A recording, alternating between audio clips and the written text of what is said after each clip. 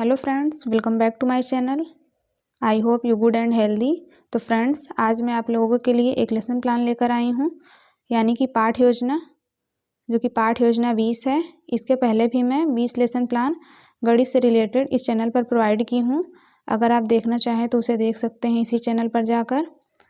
तो फ्रेंड्स, इस lesson plan में सबसे पहले दिनांक डालना है, कक्षा, विषय, उपविषय, प्रकरण। तो आज का प्रकरण है बेलन। उसके बगल में साइड में चक्र, अवधि डालना है। और उसके बाद है विद्यालय का नाम। विद्यालय का नाम वही डालना है जहाँ पर आप टीचिंग करने जाएंगे। उसके बाद है सामान्य उद्देश्य। सामान्य उद्देश्य में 5 पॉइंट्स लिखने हैं। पहला है छात्रों में गणित के प्रति रुचि उत्पन्न करना। दूसरा पॉइंट है विद्यार्थियों में पूर्व ज्ञान से नवीन ज्ञान में संबंध स्थापित करना। तीसरा पॉइंट है छात्रों में गणित के प्रति रचनात्मक विकास उत्पन्न करना। चौथा पॉइंट है छात्रों में मानसिक शक्तियों का विकास करना। और पांचवा पॉइंट है छात्रों को गणित के महत्व से अवगत कराना। उसके बाद है विशिष्ट उद्देश्य। विशिष्ट उद्देश्य में 3 हेडिंग्स डालने हैं। पहला है ज्ञानात्मक उद्देश्य, दूसरा बोधात्मक उद्देश्य और तीसरा क्रियात्मक उद्देश्य। तीनों में 2-2 पॉइंट्स लिखने हैं। तो ज्ञानात्मक उद्देश्य का पहला पॉइंट है विद्यार्थियों को बेलन के बारे में जानकारी देना। दूसरा पॉइंट है विद्यार्थियों को बेलन के सभी पहलुओं के बारे में जानकारी देना। और बोधात्मक उद्देश्य का पहला पॉइंट है विद्यार्थियों में बेलन के बारे में समझ विकसित करना। दूसरा पॉइंट है विद्यार्थी बेलन को बोधगम्य कर सकेंगे। और क्रियात्मक उद्देश्य का पहला पॉइंट है विद्यार्थी इस पाठ से प्राप्त ज्ञान को अपने जीवन में कठिनाई का सामना कर सकेंगे। तो आगे बढ़ते हैं।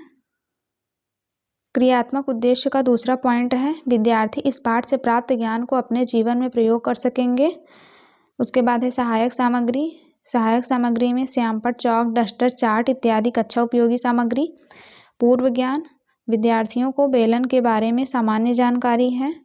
उसके बाद 5 कॉलम्स बनाने हैं, जिसमें शिक्षण उद्देश्य, उद्देश्य एवं विशिष्टीकरण, छात्राध्यापिका क्रिया, विद्यार्थी अनुक्रिया, शिक्षण बिंदु। और शिक्षण उद्देश्य में प्रस्तावना लिखना है। उद्देश्य एवं विशिष्टीकरण में विद्यार्थियों के पूर्व ज्ञान को नवीन ज्ञान से संबंध स्थापित करना। छात्राध्यापिका बच्चों से प्रश्न पूछेंगी और बच्चे उसका आंसर देंगे। तो पहला प्रश्न है, बच्चों आप किस चीज़ से नहाते हो? तो बच्चे आंसर देंगे पानी, साबुन। दूसरा प्रश्न है, नहाने का पानी कहाँ से आता है? तो बच्चे आंसर देंगे नल से। तीसरा पॉइंट है, नल में पानी कहाँ से आता है? तो बच्चे बोलेंगे टंकी से। चौथा प्रश्न है, पानी की टंकी का आकार कैसा होता है? ये समस्यात्मक प्रश्न हो जाएगा। बच्चे यहाँ पर मौन हो जाएंगे और यहीं से आपका प्रकरण निकल कर आ जाएगा। और शिक्षण बिंदु में प्रस्तावना कौशल लिखना है। उसके बाद है उद्देश्य कथन, विद्यार्थियों को विषय वस्तु से परिचित कराना। आज मैं आप लोगों को बेलन के बारे में विस्तार पूर्वक बताऊंगी। विद्यार्थी ध्यान पूर्वक सुन रहे हैं, ये कथन विधि हो जाएगा। तो आगे बढ़ते हैं। प्रस्तुतिकरण, पाठ को सरल एवं सुविधापूर्वक प्रस्तुत करना। अध्ययन अध्यापन की दृष्टि से प्रस्तुत पाठ को 2 भागों में बांटा गया है सुविधा के लिए। विद्यार्थी ध्यान पूर्वक सुन रहे हैं, ये कथन विधि हो जाएगा। उसके बाद है प्रथम शिक्षण बिंदु, विद्यार्थियों को बेलन के बारे में विस्तृत जानकारी देना। स्पष्टीकरण, बेलन एक ऐसी त्रिआयामी ठोस आकृति है जो 2 वृत्त और एक वक्र आयत से मिलकर बनी होती है, जिसके 2 सिरे समान त्रिज्या वाले वृत्त होते हैं। उदाहरण के लिए पाइप, पानी की टंकी, कलम आदि। विद्यार्थी ध्यान पूर्वक सुन रहे हैं, ये व्याख्या कौशल हो जाएगा। उसके बाद है बोधात्मक प्रश्न, विद्यार्थियों के ज्ञान का मूल्यांकन करना।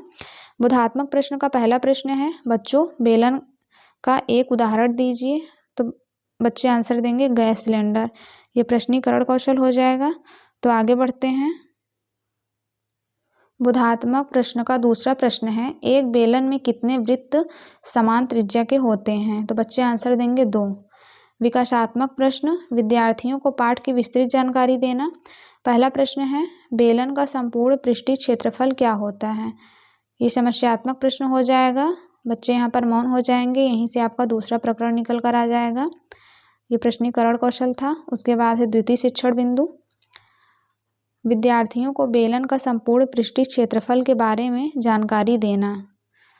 स्पष्टीकरण। बेलन का संपूर्ण पृष्ठीय क्षेत्रफल बेलन के पृष्ठ द्वारा घेरा गया संपूर्ण क्षेत्र बेलन का संपूर्ण पृष्ठीय क्षेत्रफल कहलाता है। यदि बेलन की त्रिज्या r और ऊंचाई h हो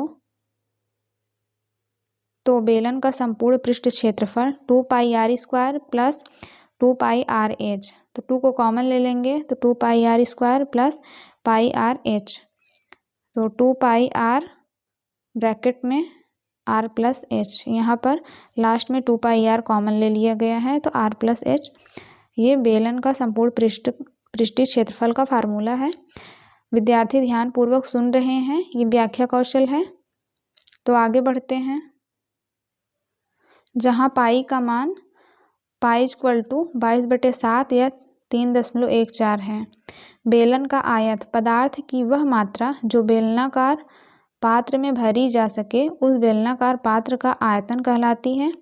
यदि बेलन की त्रिज्या r तथा ऊंचाई h हो तो बेलन का आयतन πr² प्लस h = πr²h। ये बेलन का आयतन का फार्मूला है। विद्यार्थी ध्यानपूर्वक सुन रहे हैं।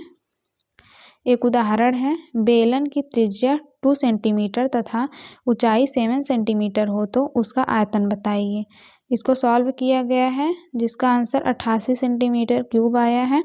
विद्यार्थी ध्यानपूर्वक समझ रहे हैं इस क्वेश्चन को। उसके बाद है बोधात्मक प्रश्न, विद्यार्थियों के ज्ञान का मूल्यांकन करना। पहला प्रश्न है, बेलन का आयतन का सूत्र बताइए। तो बच्चे आंसर देंगे πr²h। दूसरा प्रश्न है, पाई का मान कितना होता है। तो बच्चे आंसर देंगे 22/7 या 3.14। ये प्रश्नोत्तर विधि हो जाएगा। तो आगे बढ़ते हैं। उसके बाद श्यामपट्ट कार्य आ जाएगा। सभी छात्रों के प्राप्त ज्ञान को पुनः स्मरण करना, ये श्यामपट्ट कार्य है। विद्यार्थी ध्यानपूर्वक देख कर लिख रहे हैं, श्यामपट्ट कौशल हो जाएगा। उसके बाद निरीक्षण कार्य, विद्यार्थी अपनी उत्तर पुस्तिका में श्यामपट्ट का सारांश उतार रहे हैं। छात्राध्यापिका छात्रों को श्यामपट्ट का सारांश अपनी उत्तर पुस्तिका में साफ, सुंदर व शुद्ध शब्दों में उतारने का आदेश देगी। विद्यार्थी अपनी उत्तर पुस्तिका में श्यामपट्ट का सारांश उतार रहे हैं, ये निरीक्षण कार्य हो जाएगा। उसके बाद है पुनरावृत्ति प्रश्न, विद्यार्थी संपूर्ण पाठ को एक साथ पुनः स्मरण करेंगे। पहला प्रश्न है, पाइप की आकृति किसके जैसे होती है। तो बच्चे आंसर देंगे बेलनाकार। दूसरा प्रश्न है, बेलन का क्षेत्रफल कितना होता है। तो बच्चे आंसर देंगे 2πr ब्रैकेट में r प्लस h। ये प्रश्नोत्तर विधि हो जाएगा। उसके बाद गृह कार्य, विद्यार्थियों को ज्ञान के अभ्यास द्वारा सुदृढ़ करना। पहला प्रश्न है, बेलन किसे कहते हैं। दूसरा प्रश्न है, बेलन का संपूर्ण पृष्ठ और आयतन किसे कहते हैं। और तीसरा प्रश्न है, बेलन की त्रिज्या 5 सेंटीमीटर है और ऊंचाई 6 सेंटीमीटर हो तो उसका आयतन बताइए। विद्यार्थी गृह कार्य उत्तर पुस्तिका में उतार रहे हैं, यह अभ्यास विधि हो जाएगा। तो यहाँ पर ये लेसन प्लान कंप्लीट होता है। आई होप कि ये वीडियो आपके लिए हेल्पफुल रही होगी और समझ आया होगा। Thank you for watching my video. ऐसे ही वीडियो पाने के लिए चैनल को लाइक और सब्सक्राइब करें। Thank you.